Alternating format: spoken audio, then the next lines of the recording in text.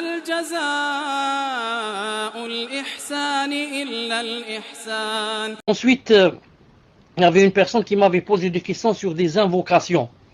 Et j'ai pas pu répondre car je dois lire de mon téléphone quelque chose et le téléphone n'était pas chez moi. Al-Muhim. Maintenant donc, je dis, bi'idhnillah subhanahu wa ta'ala. Donc la personne a dit en ce sens, elle a dit que d'habitude, quand elle fait les invocations du matin et du soir, elle lit tout ce qu'il y a dans le livre. Je pense, elle n'a pas cité le livre, mais peut-être du livre, yani la citadelle du croyant. Hisn al-Muslim, du musulman. La citadelle du musulman. Wallahu alam. Wallahu alam. Ensuite, elle a dit qu'elle a entendu dans un de mes cours dire que ce n'était pas nécessaire qu'elle lise tout. Alors elle dit que maintenant, puisqu'elle était habituée à lire tout, et maintenant qu'elle prend de mon avis qu'elle ne lit pas tout, donc elle ne sait plus où se limiter. Quoi dire, quoi ne pas dire, etc. C'est devenu un mélange chez elle.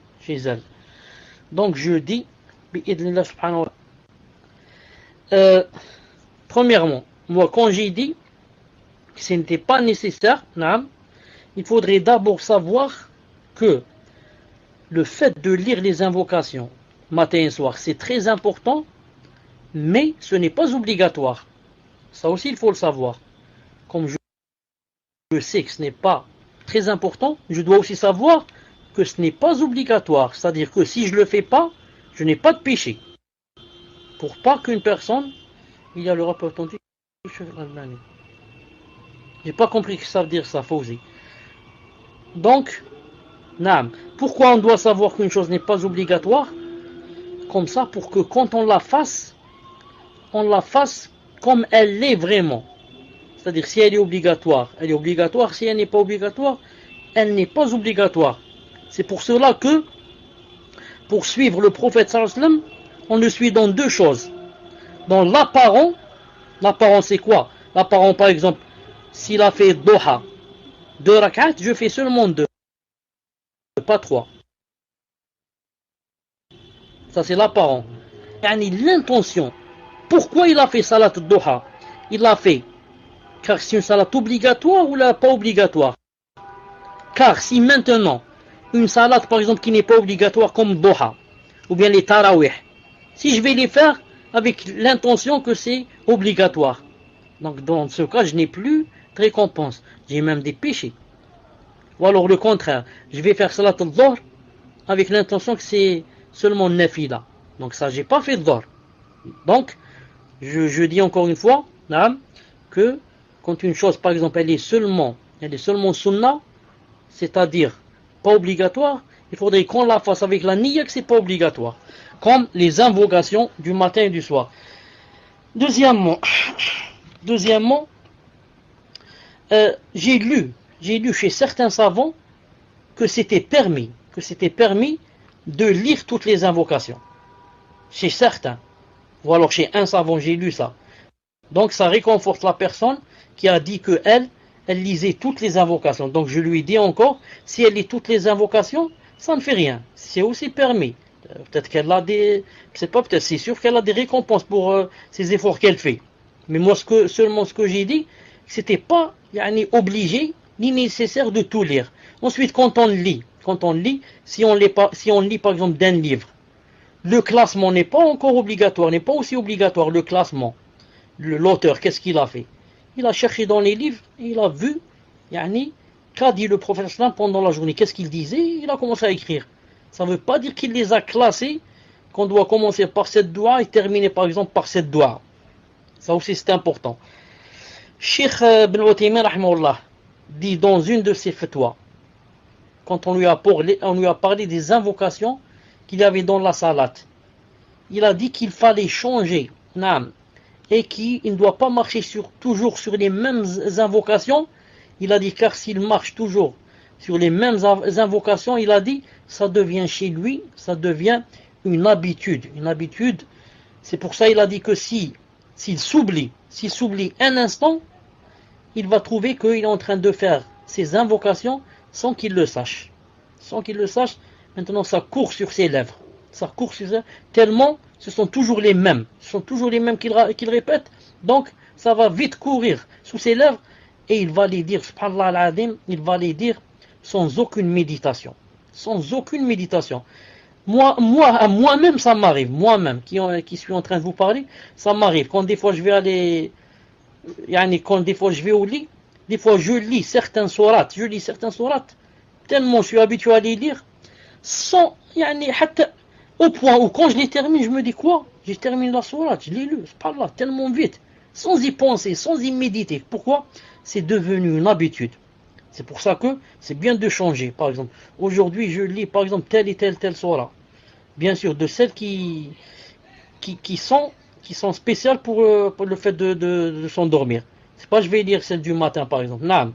Si le prophète Hassan lisait beaucoup de sourates, donc je choisis aujourd'hui celle-là, demain celle-là, vont dormir comme ça. Ou alors cette semaine celle-là et celle-là. Pourquoi? Pour que ça ne devienne pas une habitude et que je commence à être robotisé. Je vais dire comme ça, comme le robot. Regarde, je vais prendre par exemple le livre de Hisn al-Muslim. Il commence comme ça. Alhamdulillah wa salatu salam ala man la nabiyya ba'da.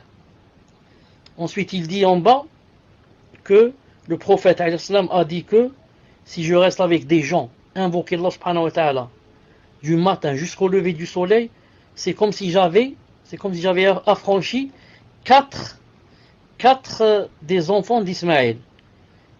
Et que je reste le soir à invoquer Allah subhanahu wa ta'ala depuis Salat al-Asr jusqu'au coucher du soleil, c'est comme si j'ai affranchi 4. On prend de ce hadith quoi? On prend de ce hadith que les meilleurs, ou le meilleur moment des invocations du matin, c'est après Salat al-Fajr, c'est-à-dire Subh, jusqu'au lever du soleil. Et que les meilleures invocations pour le soir, c'est après Salat al-Asr, jusqu'au Maghrib, jusqu'au coucher du soleil. Ce sont les meilleurs moments des invocations du matin et du soir, d'après le hadith que vous avez entendu ici. N'empêche que, si des fois par exemple je me suis endormi et je ne me suis pas réveillé jusqu'à 9h du matin ou là, ça ne veut pas dire que je vais laisser passer les invocations. Car il y en a qui disent que c'est permis jusqu'au Dhahr. Il y en a qui disent que c'est permis jusqu'au Dhahr. C'est pour ça que je profite pour ne pas les laisser passer. Ensuite, il a dit qu'on lisait. Pourquoi je vais vous lire ça un peu? Pour que si vous avez le livre avec moi, vous qui m'entendez, si vous avez Hisn Muslim, vous allez corriger certains hadiths qui sont faibles. Il a dit Ayat al-Kursi. Très connu. Allahu la ilaha illa huwa al-hayyul qayyum. Il a dit que le prophète a dit, quiconque l'a dit le matin, il sera préservé du djinn, jusqu'au soir. Et quiconque l'a dit, c'est-à-dire quiconque lit Ayat al-Kursi le soir, il sera préservé du djinn jusqu'au matin. Ensuite, il a dit Qul huwa Allahu ahad, on lit Qul huwa Allahu ahad, Qul a'udhu bi rabbil falaq, Qul a'udhu bi rabbin nas, 3 fois. Qul huwa Allahu ahad, Qul a'udhu bi rabbil falaq, Qul a'udhu bi rabbin nas, ensuite on revient. Qul huwa Allahu ahad, Qul a'udhu bi rabbin, comme ça 3 fois. Il a dit Man qalaha, quiconque l'a dit 3 fois le matin et 3 fois le soir, kafethu, ça va lui suffire pendant cette journée-là, ou là ce soir-là. Ça va lui suffire et le suffire aussi de tout mal. Lui suffire et le suffire. Je profite ici pour vous dire que il est de la sunna, quand vous faites la prière obligatoire, pas de nafila. Quand vous terminez une prière obligatoire, il est de la sunna de dire, comme vous savez, subhanallah, subhanallah, subhanallah, عفوا استغفر الله اللهم السلام ومنك السلام تبارك يا ذا الجلال والإكرام. Ensuite il y a des du'a aussi, et ensuite on lit certains versets, entre autres on lit Ayatul Kursi, celle-là, et on lit aussi ces 3 sourates 3 fois. Qul huwa Allahu ahad, Qul a'udhu bi rabbil falaq, Qul a'udhu bi rabbin nas, 3 fois dans toutes les salats, Subh, Dhuhr, Asr, Maghrib et Isha. On les lit 3 fois. طيب. Ensuite, il a dit Asbahna wa asbaha al-mulku lillah walhamdulillah, etc. Le hadith les tawil, et que le soir on dit Amsayna, on dit le contraire, Amsayna, al-mulku lillah walhamdulillah, la ilaha illallah. Il a dit ici, une seconde, qu'est-ce qu'il a dit ici? Non. Ensuite, il a cité Une autre invocation. Allahumma bika asbahna wa bika amsayna wa bika nahya wa bika namut wa ilayka an-nushur. Ça aussi, ça se dit. Ensuite, il a dit Allahumma anta rabbi la ilaha illa anta khalaqtani wa ana abduka wa ana ala ahdika mastata'. Bon, le hadith que vous connaissez tous. Naam. Ensuite, il a dit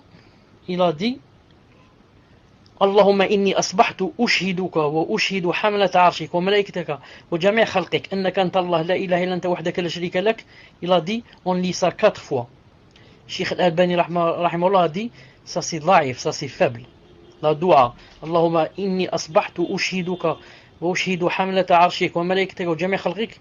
Il a dit, c'est une dua faible. Faible. Quand on dit faible, qu'est-ce que ça veut dire? Ça veut dire que on ne doit pas se mettre dans le cœur que 100% le professeur l'a dit, mais seulement à 50%. À 50%, peut-être qu'il a dit cette chose, à 50%, peut-être qu'il l'a pas dite.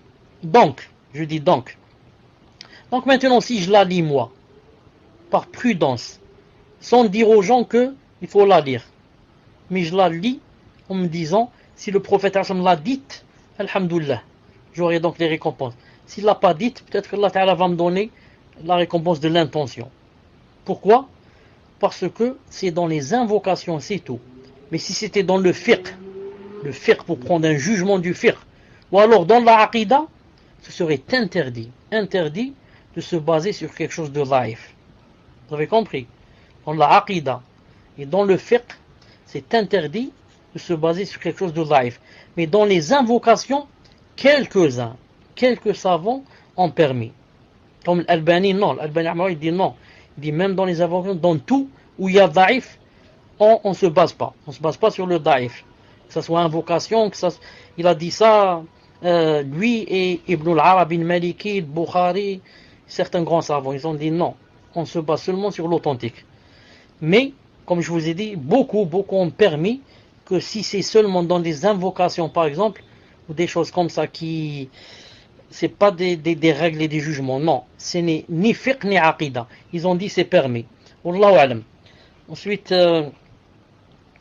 il a cité le hadith Allahumma ma asbaha bi min ni'matin bi ahadin min khalqik faminka wahdaka la sharika lak falaka alhamd wa laka ash-shukr.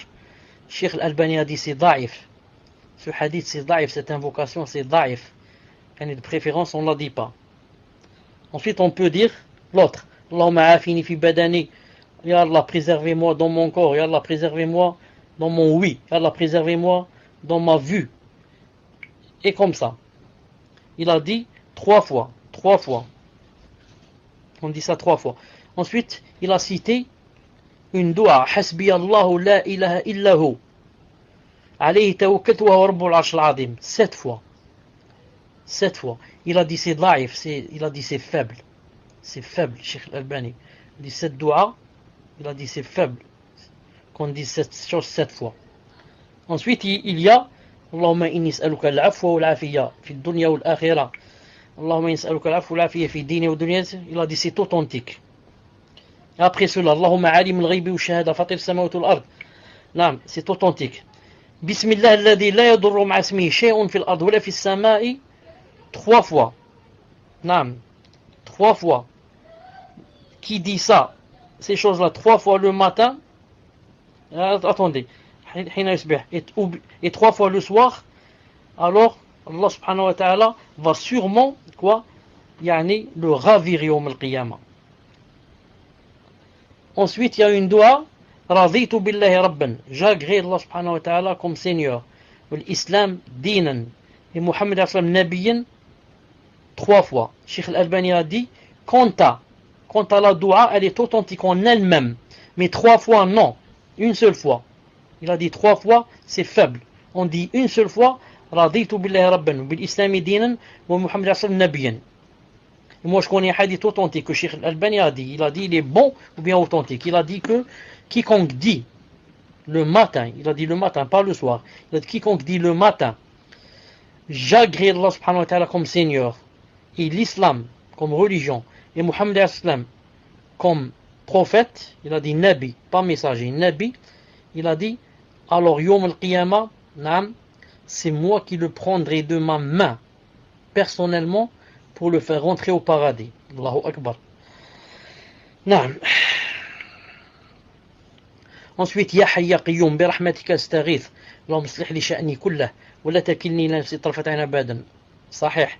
Ensuite, أصبح الملك لله رب العالمين اللهم يسألك خير هذا اليوم. Il a dit c'est ضعيف الشيخ الألباني. Il a dit c'est ضعيف ce الدعاء là. يسألك خير هذا اليوم فتحه ونصره ونوره وبركته. Il a dit c'est ضعيف. Ensuite, أصبحنا على فطرة الإسلام وعلى كلمة الإخلاص وعلى دين نبينا محمد. C'est صحيح. سبحان الله وبحمده 100 fois. صحيح. لا إله إلا الله وحده لا شريك له له الملك والحمد على كل شيء قدير. 10 fois. Ou bien une seule fois dans la paresse. Si on ressent de la paresse, on lit ça une seule fois. Et لا إله إلا الله وحده لا شريك له له الملك والحمد على كل شيء قدير 100 fois des fois. Des fois 100 fois. Quiconque l'a dit 100 fois, naam, fi yawmin, dans une journée, alors c'est comme si quoi? C'est comme s'il avait affranchi 10 personnes. Naam. Et ça va lui être écrit sans récompense. Mi'at hasana. Et Allah Ta'ala va lui enlever sans péché. Et ça lui sera une préservation du shaitan, du matin jusqu'au soir. Et personne ne sera mieux que lui, sauf si quelqu'un va dire ça plus que lui. Plus que lui.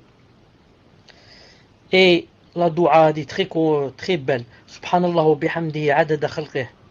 Wa rida nafsih. Wa zinata arshih wa midat kalimatih. 3 fois seulement le matin. C'est authentique.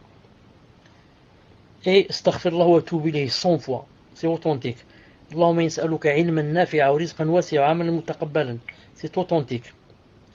أعوذ بكلمة الله التامة من شر ما خلق 3 fois le soir. 3 fois le soir, ou bien à chaque fois qu'on va à un endroit, par exemple dans une forêt, dans un ravin, enfin des endroits où il y a par exemple des scorpions, il y a des serpents, etc. À chaque fois qu'on va dans un endroit pareil, on dit cette phrase, cette dua. On dit أعوذ بكلمة الله التامة من شر ما خلق. Et le grand savant que vous connaissez, le Qurtubi, vous connaissez le Qurtubi, le grand savant, il a dit quoi? Il a dit jamais je n'oublie cette dua-là, cette invocation, quand je vais quelque part où je voyage. Il a dit une seule fois, je l'ai oublié dans un voyage, il a dit un scorpion m'a mordu, ou là m'a piqué. Il a dit pour la première fois que je l'ai oublié, un scorpion m'a piqué, subhanallah al-azim. Ensuite 10 fois, Allahumma salli wa sallim ala nabiyyina Muhammad sallallahu alayhi wa alihi wa sallam. Donc voilà ce que je voulais dire, Inch'Allah ta'ala. La personne, yani, elle lit ce qu'elle peut, elle lit ce qu'elle peut, et en se mettant dans la tête que yani, ce n'est pas obligatoire, que je peux lire et sauter, je peux commencer par la fin et aller au début, et que je peux aujourd'hui lire certaines choses, demain certaines choses, sauf bien sûr les choses, comme elle a cité elle, les choses qui se lisent tout le temps, comme ayat al-kursi, comme par exemple asbah al-mulku lillah, quand on se réveille, ou alhamdulillah, ou bien le hadith, quiconque dit 7 jours le matin, quiconque dit 7 jours le soir, il a telle et telle chose. Et si la personne veut tout lire, alhamdulillah aussi, ce n'est pas interdit de tout. إذن الله سبحانه. أتفكر لي